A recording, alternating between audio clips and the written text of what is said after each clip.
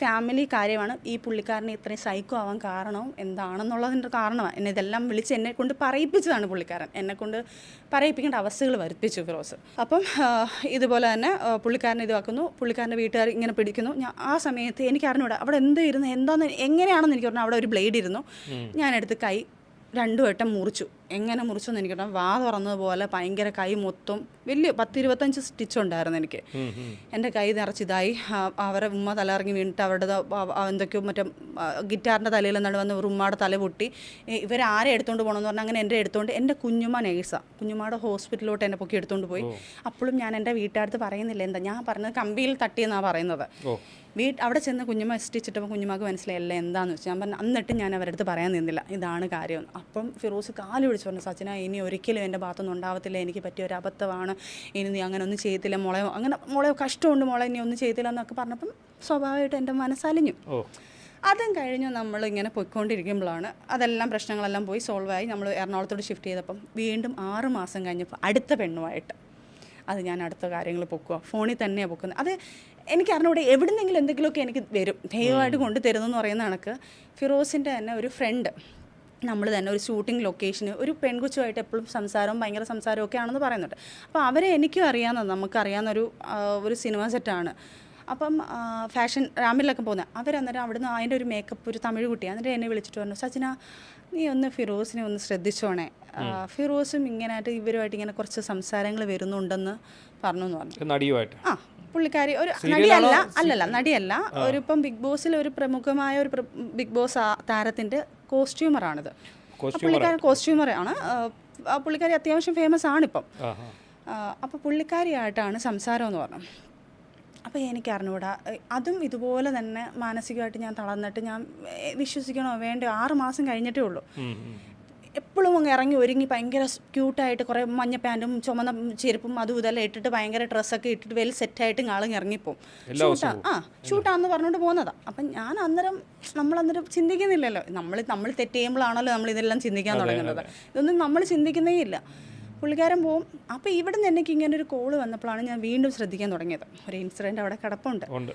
അപ്പം ഞാൻ ശ്രദ്ധിക്കാൻ തുടങ്ങിയപ്പോഴാണ് അങ്ങനെ ഞാനിത് ചോദ്യം ചെയ്യാൻ തുടങ്ങി.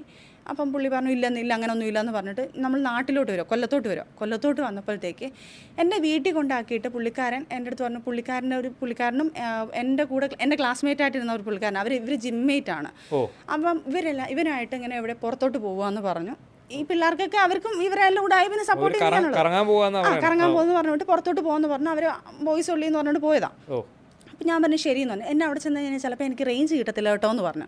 സംസാരം പോകുന്ന വഴിക്കാം ഫോൺ കിട്ടത്തില്ല എന്ന് പറയുന്നു. അപ്പം ഫോൺ കട്ടാകുന്നു, സ്വിച്ച് ഓഫ് ആവുന്നു. അത് കഴിഞ്ഞപ്പോൾ ഞാൻ അവനെ വിളിച്ചപ്പോൾ അവൻ്റെ ഫോൺ നിറച്ച് കോൾ വെയിറ്റിങ്. കാരണം അവനെ വിളിക്കാൻ കാരണം എൻ്റെ അടുത്ത് മറ്റേ പുള്ളിക്കാരി വിളിച്ചിട്ട് പറഞ്ഞു ഇവിടെ സംസാരങ്ങൾ നടന്നുകൊണ്ടിരിക്കുക, ഫിറോസ് ആണ് അപ്പുറത്ത്. ഞാൻ പറഞ്ഞു ഇല്ല ഫിറോസിക്കയുടെ ഫോൺ ഓഫാ, ഫിറോസിക്ക് ഇങ്ങനെ പോയിക്കും. അപ്പോഴും ഞാൻ ചിന്തിക്കുന്നത് അയ്യോ ഫിറോസിക്ക് അങ്ങനെ ചെയ്യുന്നില്ല. അപ്പം ഞാൻ തർക്കിക്കില്ല. അന്നിട്ടില്ല എൻ്റെ അടുത്ത് പുള്ളിക്കാരി പറഞ്ഞു ഉറപ്പായിട്ടും അപ്പുറത്തെ സൈഡിൽ ഫിറോസ് ഖാനാണ്. ഇവർ റൂമിൽ ഇരുന്ന് ഭയങ്കര സംസാരങ്ങളും ഉമ്മോടൊപ്പം അങ്ങനെയുള്ള കുറേ സംസാരങ്ങൾ വന്നുകൊണ്ടിരിക്കുക. സംസാരിക്കണം എന്താണെന്നുള്ളത് സജിന നോക്കിക്കോളാം. അപ്പോഴത്തേക്ക് ഞാൻ പുള്ളിക്കാരൻ്റെ ഫോണിൽ വിളിച്ചപ്പോൾ ഭയങ്കര കോൾ വെയിറ്റിംഗ് എന്ന് പറഞ്ഞാൽ റേഞ്ച് ഇല്ല എന്ന് പറഞ്ഞ ആളുടെ ഫോൺ ഓഫ്, സെയിം ആ സ്ഥലത്തുള്ള മറ്റാളുടെ ഫോൺ കോൾ വെയിറ്റിംഗ്. അങ്ങനെ കുറേ കഴിഞ്ഞപ്പം എൻ്റെ ഉമ്മയുടെ ഫോണിൽ നിന്ന് ഞാൻ വിളിച്ചപ്പോഴത്തേക്ക് ഉമ്മയുടെ ഫോണിൽ നിന്ന് എടുത്തപ്പോൾ ഞാൻ ചോദിച്ചു ഇക്കടയിൽ കൊടുക്കുമെന്ന് ചോദിച്ചു. അന്നേരം ഉടനെ ഫിറോസ് കടയിൽ കൊടുത്തു കഴിഞ്ഞപ്പോഴത്തേക്ക് ഞാൻ പറഞ്ഞു ഫിറോസിക്കയുടെ ഫോൺ കിട്ടാത്തത്, ഇവൻ്റെ ഫോൺ കിട്ടുന്നുണ്ടല്ലോ. അതെൻ്റെ ഫോൺ ചാർജ് തീർന്നു പോയി സച്ചിന, അവൻ്റെ പെണ്ണുമായിട്ട് സംസാരിച്ചുകൊണ്ടിരിക്കുക എന്ന് പറഞ്ഞു. ഞാൻ പറഞ്ഞു ശരി. ഇതെല്ലാം കഴിഞ്ഞ് വീട്ടിൽ വന്നു. എനിക്കറിഞ്ഞോട് ഇത് കുരുട്ടുബുദ്ധിയാണോ ആ സമയത്ത് ദൈവമായിട്ട് നമ്മളെ കൊണ്ട് ചെയ്യിപ്പിക്കുന്നതാണോ എന്നൊന്നും എനിക്കറിയത്തില്ല. മേ ബി ആൾക്കാർ പറയും ഇനി കുരുട്ടുബുദ്ധിയാണെന്ന് പറഞ്ഞാൽ കുരുട്ടുബുദ്ധി ആയിക്കോട്ടെ, എനിക്കറിഞ്ഞൂടാ. അപ്പം വീണ്ടും വീട്ടിൽ വന്നപ്പോൾ ഞാൻ പറഞ്ഞു ഫോൺ ഇങ്ങ് തരാൻ പറഞ്ഞു. അപ്പോൾ എൻ്റെ ഫോൺ തന്നിട്ട് ഞാൻ പറഞ്ഞു ഞാൻ ഫിറോസ് മെസ്സേജ് ചെയ്യുന്ന കണക്ക് ഞാൻ അങ്ങോട്ട് ആ പയ്യന് ടെക്സ്റ്റ് മെസ്സേജ് ചെയ്തു. എടാ ഞാൻ നേരത്തെ വിളിച്ച നമ്പർ എനിക്കൊന്ന് സെൻഡ് ചെയ്യുമോ എന്ന് ചോദിച്ചു. ഞാൻ തന്നെയാണ് ഡയൽ ചെയ്യുന്നത്, മെസ്സേജ് ചെയ്യാണ്. ഇദ്ദേഹം നോക്കുന്നില്ല.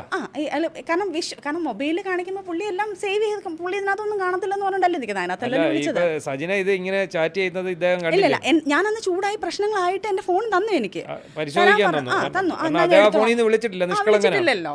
നമ്മൾ ഡിറ്റക്റ്റീവ് ബുദ്ധി.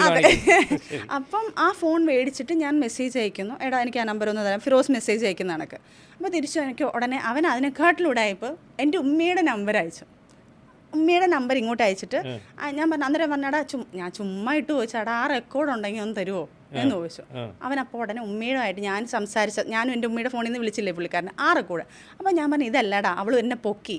ഞാൻ ഇങ്ങനെ തന്നെ പറഞ്ഞു, അവൾ എന്നെ പൊക്കിയിട്ടുണ്ട്, നീ ആ നമ്പർ ഇങ്ങ് താ, മറ്റേൻ്റെ വോയിസ് റെക്കോർഡിങ് ഇട്ട് നോക്കിയപ്പം അതിനകത്ത് മോളെ നീ കരയണ്ട, അവളെ എന്തോ അഫെയർ പൊട്ടി ഇവൻ ആശ്വസിപ്പിക്കുന്നതും ഇനിയിപ്പോൾ ഞാനില്ലേ നിനക്ക് കൂടെ, ഞാൻ നിൻ്റെ കൂടെ ഉണ്ട്, നീ വിഷമിക്കേണ്ട, നിൻ്റെ ജീവിതകാലം ഫുള്ള് ഞാനുണ്ട് എന്നുള്ള കുറേ വോയിസ് റെക്കോർഡുകളും അവരെ കുറേ പ്രേമ കഥകളും ഒക്കെ കേൾക്കേണ്ട ഗതിയുടെ പിന്നെയും വന്നു.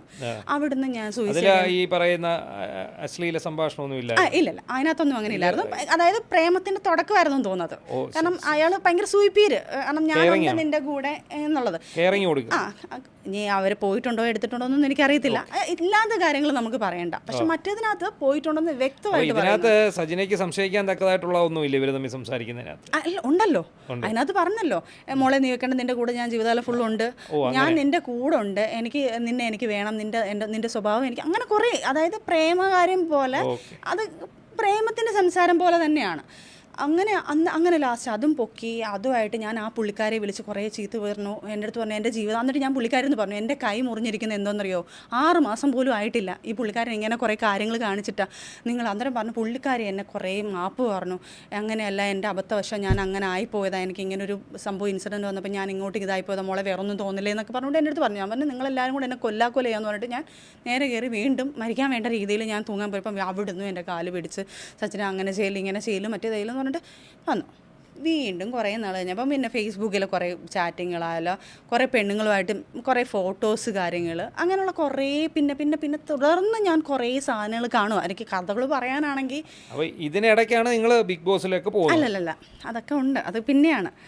അങ്ങനെ കുറേ ആയി, അതായത് കുറേ കഥകളും കുറേ പെണ്ണുങ്ങളെ പൊക്കി ലാസ്റ്റ് നമ്മൾ പറയുള്ളൂ നമ്മളൊന്ന് മരയിക്കുന്ന ഒരവസ്ഥയുണ്ടല്ലോ, ആ അവസ്ഥയിൽ ഇരിക്കുന്ന ഒരു അവസ്ഥയിൽ ലാസ്റ്റ് ഞാൻ തീരുമാനമെടുത്തു, ഫിറോസെ എനിക്ക് ഈ ലൈഫ് വേണ്ട. ഞാൻ സ്ട്രോങ് ആയിട്ട് ഞാൻ പറഞ്ഞു, ഉമ്മയെടുത്തും പറഞ്ഞു. കാരണം വീട്ടിൽ വന്നു കഴിഞ്ഞാൽ അതിൻ്റെ ഇടയ്ക്ക് ഒരു ഷൂട്ടിംഗ് ലൊക്കേഷനിൽ ഒരു പെൺകൊച്ചിനുമായിട്ട് അത് ഞാൻ കണ്ട കാര്യം കേട്ടോ. ലൊക്കേഷനിൽ പോയിട്ട് ഇവരൊരു സിനിമ സെറ്റ് ചെയ്ത് അവിടെ പോയിട്ട് ഈ പുള്ളിക്കാരൻ എൻ്റെ അടുത്ത് വിളിച്ച് പറയുന്നത്, സജിന ഞാൻ അവിടെ സെറ്റിൽ നിൽക്കുക, എനിക്ക് രാത്രി നൈറ്റ് ഷൂട്ടുണ്ട്. ഞാൻ ചോദിച്ചാൽ ആ പെൺപിള്ളാരോ, അവർ രണ്ടുപേരും അങ്ങ് പോയി, അവർ രണ്ടുപേരും പോയെന്നാണ് എൻ്റെ അടുത്ത് പറഞ്ഞത്. അപ്പോൾ അവിടെ ഇതുപോലെ എനിക്കെന്തോ സംശയം തോന്നിയിട്ട് ഞാൻ വേറെ ആൾക്കാരെ വിളിച്ച് ചോദിച്ചപ്പം പറഞ്ഞു, അത് സജിന അവർ പോയിട്ടില്ല, അവർ മറ്റേ അപ്പുറത്തെ റൂമിൽ ഏതോ ഒരു അപ്പുറത്തെ റൂമിൽ അവർ കിടപ്പുണ്ട് എന്ന് പറഞ്ഞു. അവിടെ ഇതുപോലെ സംശയം തോന്നിയിട്ട് ഞാൻ പറഞ്ഞു ഫിറോസിനെ വിളിക്കുമ്പോൾ എന്നെ ഭയങ്കരമായിട്ട് അവോയ്ഡ് ചെയ്യുന്നു. അപ്പോൾ എൻ്റെ അടുത്ത് പറഞ്ഞു, അരുൺ ചേട്ടൻ കുറേ പേര് അവരുടെ ഷൂട്ടിലുള്ള കുറേ ആൾക്കാർ എൻ്റെ കൂടെ ഉണ്ട് സജിന, ഞങ്ങളെല്ലാവരും കൂടെ ഒരുമിച്ച് കിടക്കുന്ന, ഒന്ന് ഉറങ്ങാൻ സമ്മതിക്കുക, നീ ഇങ്ങനെ വിളിച്ചുകൊണ്ടിരുന്നാൽ അവർക്ക് ഉറങ്ങാൻ പറ്റത്തില്ലെന്ന് പറഞ്ഞു. പുള്ളി അങ്ങ് ഫോണങ്ങ് ഓഫാക്കി കഴിഞ്ഞപ്പോൾ ഉടനെ ഞാൻ എന്തോ ചെയ്ത്, അരുൺ ചേട്ടൻ എന്ന് പറഞ്ഞ് ഞാൻ കേട്ടല്ലോ. അപ്പോൾ അരുൺ ചേട്ടനെ ഞാൻ വിളിച്ചു, അരുൺ ചേട്ടാ എന്ത് ചെയ്യും ഫിറോസിക്ക് ഒന്ന് കൊടുത്തു. മോളെ അതാ അവൻ അപ്പുറത്തെ റൂമിൽ ഒറ്റയ്ക്കാണ് കിടക്കുന്നത്, ഞങ്ങളെല്ലാവരും ഇവിടെയാണ് കിടക്കുന്നതെന്ന് പറഞ്ഞു. കേട്ടോണം. അവിടെ നിന്ന് എനിക്ക് ഭയങ്കര ടെൻഷൻ കയറിയിട്ട് ഞാൻ ചോദിച്ചു മറ്റേ പുള്ളിക്കാരിയോ, അതിപ്പുറത്തെ റൂമിലുണ്ടെന്ന് പറഞ്ഞു. അത് കഴിഞ്ഞ് ഞാൻ ഉടനെ വിളിക്കുന്നതും ഞാൻ അവിടെ ചെന്ന് കയറുന്നതും അപ്പോൾ തന്നെ ഞാൻ വണ്ടി എടുത്ത് ചാത്തന്നൂർ തന്നെ ഇത് ഷൂട്ട് നടക്കുന്നത്. ആ സമയത്ത് ഞാൻ അവിടെ ചെന്ന് കയറുമ്പം ഞാൻ പോയി നോക്കുമ്പം പുള്ളിക്കാരിയാണ് വന്ന് കഥ തുറക്കുന്നത് അവിടെ സെറ്റിൽ. പുള്ളിക്കാരി വന്ന് കഥ തുറക്കുമ്പം ഈ പുള്ളിക്കാരി കിടക്കുന്ന റൂമിൽ അതും അടച്ചു കിടക്കുന്നു, ഇതും അടച്ചു കിടക്കുന്നു. ഫിറോസ് ഖാൻ്റെ റൂമിൽ നിന്നാണ് ഇറങ്ങി വന്നതെന്ന് നമുക്ക് നല്ല രീതിയിൽ അറിയാൻ പറ്റും. കാരണം അവിടുത്തെ മാത്രം കഥ തുറന്നു കിടക്കുന്നത്. ഞാൻ കയറിപ്പോയി അവിടെ ഭയങ്കര പ്രശ്നം ഉണ്ടാക്കി, അടിയും ബഹളം ഉണ്ടാക്കി. ഞാൻ അവിടെ ഭയങ്കര പ്രശ്നമായിരുന്നു, ഭയങ്കര വയലൻ്റായി. എല്ലാവരും വന്നു, എല്ലാവരുടെ മുന്നിൽ ഞാൻ പറഞ്ഞു ഇതുപോലെ ഇങ്ങനെ നിങ്ങൾ കണ്ടില്ലേ ഇങ്ങനെയൊക്കെയാണെന്നുള്ള കാര്യങ്ങളെല്ലാവരും അവിടെ എല്ലാ സെറ്റിലും എല്ലാവരും അറിഞ്ഞ കാര്യം അത്. വന്നു, ഞാൻ കരഞ്ഞ് പിടിച്ച് ഞാൻ ഇറങ്ങി അവിടെ നിന്ന് വന്ന് വീട്ടിൽ വന്ന് കൊച്ചിൻ്റെ ചിലവിനോ കുഞ്ഞിനുള്ള കാര്യങ്ങളോ ഒന്നും ചെയ്തു തരത്തില്ല. എൻ്റെ വീട്ടിൽ നിന്ന് ഞാൻ അരി എടുത്തുകൊണ്ട് വരണം. ഒരു വാടക വീട്ടിലാണ്. ആ വാടക വീട്ടിൽ നിൽക്കുമ്പോൾ പോലും കൊല്ലത്ത് തന്നെ കുറേ കഴിയുമ്പോൾ കൊല്ലം എറണാകുളം ഇങ്ങനെയാണ് ഷിഫ്റ്റ് ചെയ്ത് നിൽക്കുന്നത്. അപ്പം ആ സമയത്ത് ഞാൻ വർക്കും ചെയ്യുന്നില്ല, എനിക്ക് ഒരു വകയില്ല. അങ്ങനെ ഇരിക്കുമ്പോഴാണ് ഞാൻ പുള്ളിക്കാരനെ വേണ്ട എന്നുള്ള തീരുമാനം എടുക്കുക. കാരണം ഇത് എത്രയെന്ന് പറഞ്ഞാൽ നമ്മളൊരു പെണ്ണ് സഹിച്ച് നിൽക്കുന്നത്. അപ്പോൾ ഞാൻ ഓർത്തു ഞാൻ ഇൻഡിവിജ്വലായിട്ടൊരു വർക്ക് ചെയ്യണം. ആ സമയത്ത് ഞാൻ ചെറിയ ചെറിയ വർക്കുകൾ, ഷോർട്ട് ഫിലിമുകൾ, അതേപോലെ ചെറിയ ചെറിയ കുഞ്ഞു ഫിറോസിൻ്റെ തന്നെ, ഈ ഫിറോസ് ഖാൻ ഇല്ലാതെ ഞാൻ എവിടെയും പോയിട്ടില്ല. പുള്ളിയുടെ കൂടെ തന്നെ ഫിറോസ് ഖാൻ എന്ന് പറഞ്ഞ് പുറകെ നടന്നിട്ടുള്ളൂ. അങ്ങനെ ഇൻഡിവിജ്വലായിട്ട് ഞാൻ വർക്ക് ചെയ്തപ്പോൾ ഞാൻ ഓർത്തു എന്തിനാണ് ഞാൻ ഈ സ്ട്രഗിൾ ചെയ്യുന്നത്, വേണ്ട, ഈ ലൈഫ് വേണ്ട.